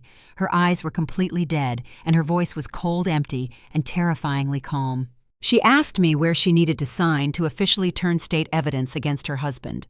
She promised to hand over the passwords to every single hidden Cayman account and testify to his entire history of money laundering and extortion. She was going to burn him to the ground. The trap was perfectly executed. The Kensington Empire was finally and irrevocably destroyed from the inside out. Diane completely snapped. The cold expression on her face instantly shattered, transforming into pure, unhinged rage. She let out a guttural scream and lunged directly at Richard. She swung her heavy designer handbag with violent force, smashing the solid metal clasp directly into the side of his face. Richard stumbled backward, crying out in pain as he tried to shield himself with his arms.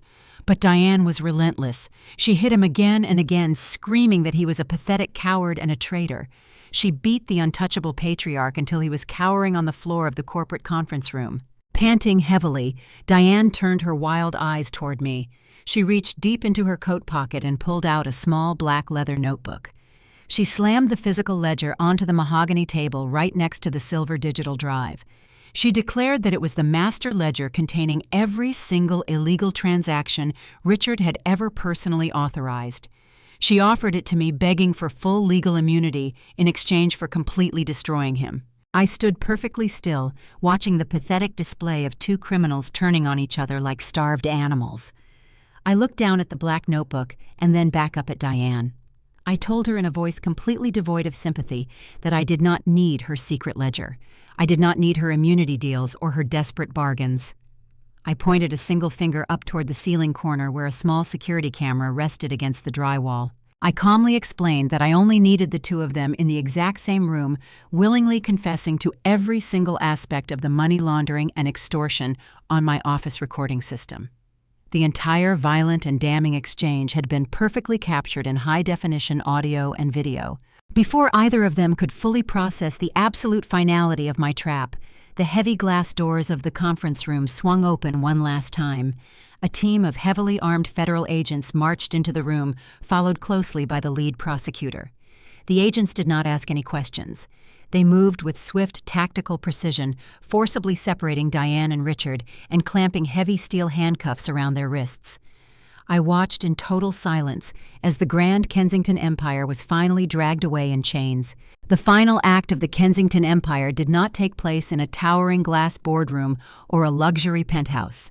It ended in the cold and sterile environment of a federal bankruptcy court. The room smelled of floor wax and stale air.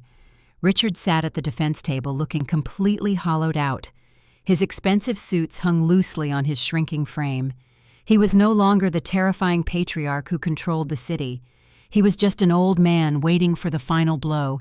And the absolute final blow did not come from the prosecutors or the private equity investors. It came directly from his golden boy. Preston took the witness stand wearing a bright orange prison jumpsuit that completely erased his arrogant corporate swagger.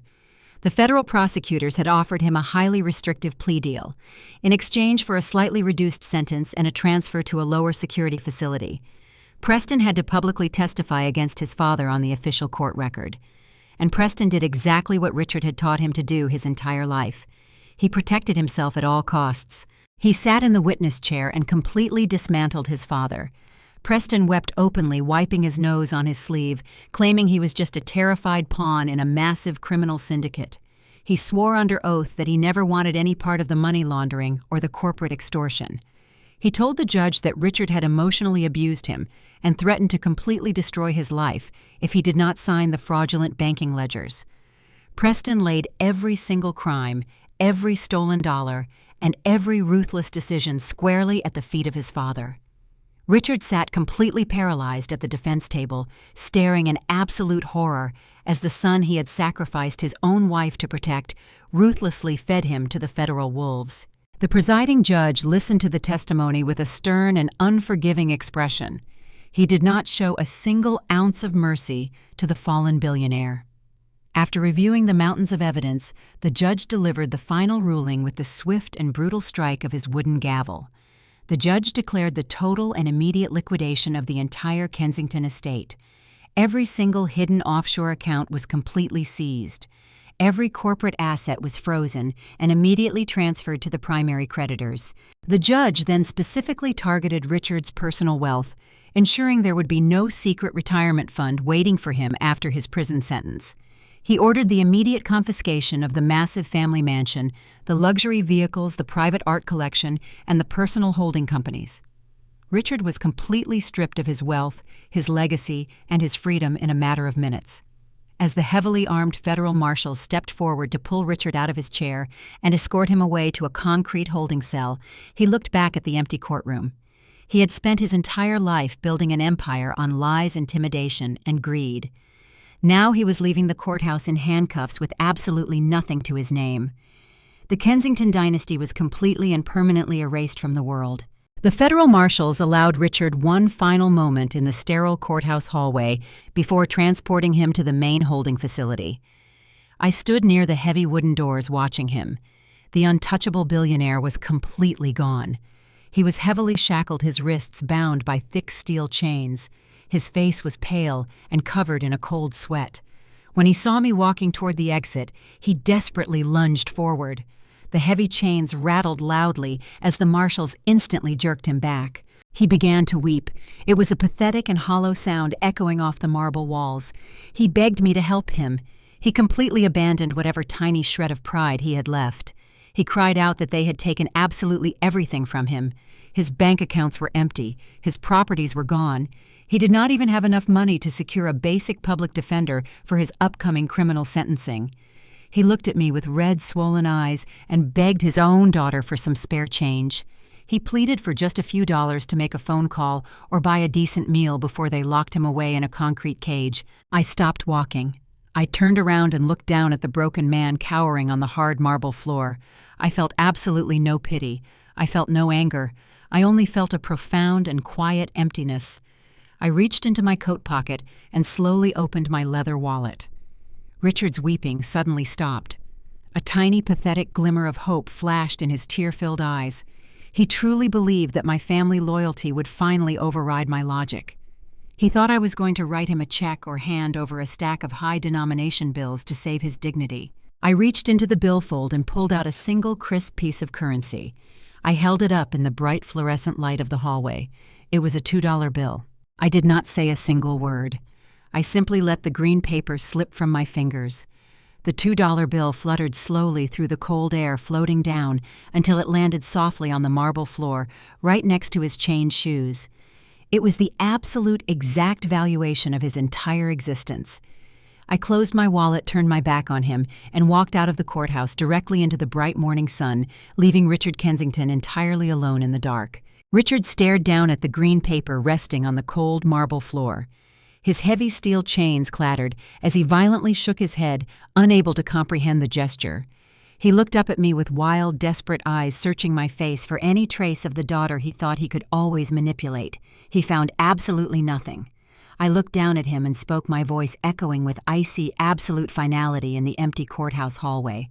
"The day I graduated at the top of my class from law school, you did not even bother to show up," I said slowly, ensuring every single word cut deep into his shattered ego. "You did not call. You did not write a letter. Instead, you had your corporate assistant hand me this exact $2 bill. You told me it represented my total and complete worth compared to the golden future of your precious son, Preston." Richard opened his mouth to speak, but he could not find his voice. The crushing weight of his past arrogance was finally suffocating him. He realized in that exact moment that the seed of his total financial and personal destruction was planted on that very day. I took one final step back, away from the man who used to terrorize my entire existence. I looked at his chained wrists and his ruined, expensive suit. "Consider this your official severance package," Richard Weiss stated, my voice perfectly steady. "You can use it to buy whatever dignity you have left in federal prison. Our accounts are officially settled in full." I did not wait for the federal marshals to drag him away. I turned my back on him for the last time and walked down the long marble corridor toward the heavy glass exit doors. The bright morning sun washed over my face as I stepped out into the busy city streets, leaving the Kensington Empire buried permanently in the dark. I walked out of the heavy glass doors of the federal courthouse and stepped directly into the warm morning sunlight. The oppressive weight that had suffocated me for my entire life was finally gone. I took a slow, deep breath of the fresh city air, feeling an absolute and profound sense of victory. The Kensington name was no longer a weapon that could be used against me. It was just a broken memory locked away inside a federal prison. My cell phone began to vibrate inside my coat pocket. I pulled it out and looked at the screen. It was the secure private number of the executive board of directors from my law firm. I accepted the call and held the phone to my ear. The voice on the other end belonged to the senior chairman, and his tone was entirely different from our previous conversations. It was stripped of all its usual corporate condescension and replaced with genuine, absolute respect. The chairman informed me that the board of directors had just concluded an emergency voting session. They had watched me systematically dismantle a fraudulent billionaire, recover the stolen venture capital, and secure the massive corporate debt without breaking a single legal sweat. They recognized that my ruthless efficiency and tactical brilliance were exactly what the firm needed to dominate the financial district. The chairman did not offer me a mere promotion. He officially appointed me as the supreme managing partner of the entire firm. I was no longer an associate fighting desperately for a seat at the table. I now owned the table. I accepted the position with a calm, steady voice and ended the call. A few hours later, I received a brief text message from Terrence that brought a rare, genuine smile to my face. The federal bankruptcy courts had aggressively auctioned off Richard's massive family mansion to quickly cover the mounting legal restitution. Terrence had utilized a quiet suburban shell company to purchase the sprawling, luxurious estate for absolute pennies on the dollar. But Terrence and Vivian had zero intention of ever stepping foot inside that cursed house. Terrence informed me that he had already signed a contract with a commercial demolition crew. By the end of the week, heavy bulldozers were going to completely flatten the grand Kensington mansion and crush it into dust. Terrence was going to clear the land and develop a new community center. The final physical monument to my father's massive ego was going to be completely and permanently erased from the earth. That evening I stood entirely alone on the expansive rooftop balcony of my corporate skyscraper. The cold wind whipped past my tailored coat as I looked out over the sprawling city. Millions of tiny lights sparkled below me, stretching out endlessly into the dark horizon. I looked down at the massive financial district that Richard used to control with an iron fist of intimidation and fear. He was currently sitting in a freezing concrete cell with absolutely nothing to his name. His golden sun was locked away forever. I rested my hands on the glass railing and took one final deep breath of the cool night air. The brutal war for my freedom was officially over. The heavy shadows of the past were completely destroyed, and the entire empire finally belonged to me.